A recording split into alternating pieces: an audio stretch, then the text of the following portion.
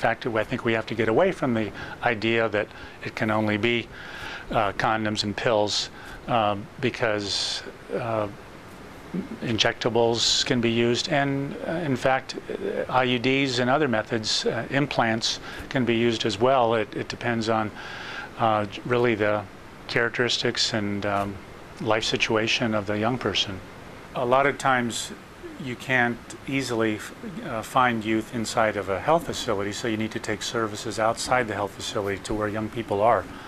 To give you an example of that, in Tanzania, on the YouthNet project that I worked on previously, we worked with sports clubs, soccer teams in particular, and worked with the coaches and captains to provide them with information about HIV that they in turn shared with the team members.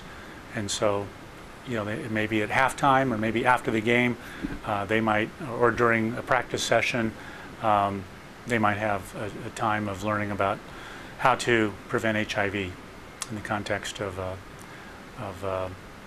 being a healthy sportsman. And to be a healthy sportsman, you have to, of course, keep yourself free from HIV.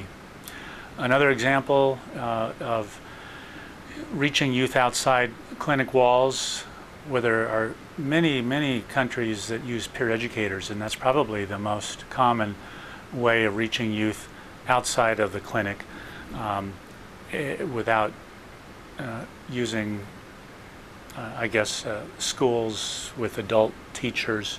Peer educators is a very common approach to reaching young people, and they could be peer educators in a school, they could be just in the community, and oftentimes you'll find that the peer educators themselves are the most impacted by their messages and change their behavior.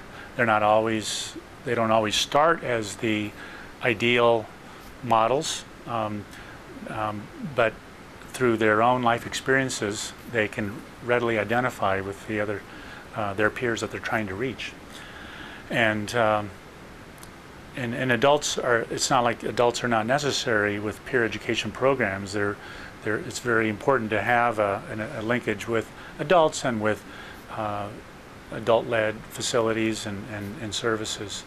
But often a good entry point to reach young people are through peer educators.